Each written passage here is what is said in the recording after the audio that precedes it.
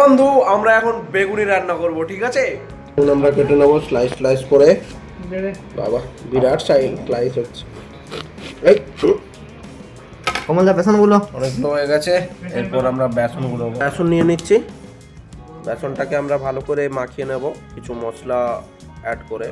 মশলাগুলো আমরা দেখাবো কি কি মশলা ইউজ করি। আমাদের মশলার ডিবে চলে এসেছে। একে একে আমরা মশলা এই বেসনের মধ্যে দিয়ে দেব।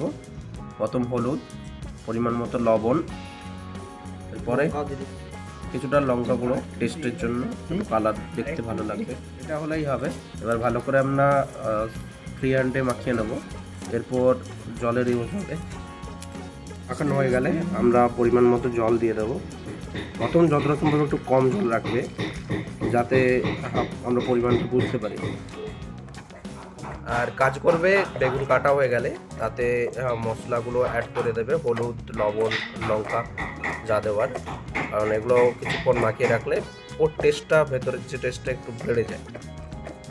বাটারটা একদম মাখো হয়ে গেলে দেন আমরা বেগুনের পরের কাজ স্টার্ট করতে পারবো। এরপর কড়াইতে তেল দিয়ে আমরা তেলটাকে আগে ভালো করে গরম করে নেব। গরম হয়ে গেলে একে একে আমরা বেগুনিগুলোকে আস্তে আস্তে করে কড়াইতে দিয়ে দেবো। আর তেলটা গরম করে নেবেন, কারণ গরম না হলে অ্যাকচুয়ালি বেসনগুলো কড়াইতে লেগে যাবে না, তো দেখতেও খারাপ লাগবে, খেতেও খারাপ লাগবে। তো এরপর লাল লাল করে যখন ভাজাভুজি হয়ে যাবে দেন একে একে করে ছকিয়ে নামিয়ে নিন। ব্যাস, বেগুনি রেডি। আমাদের বেগুনি হয়ে গেছে, তো আমরা আবার টেস্ট করে নেব।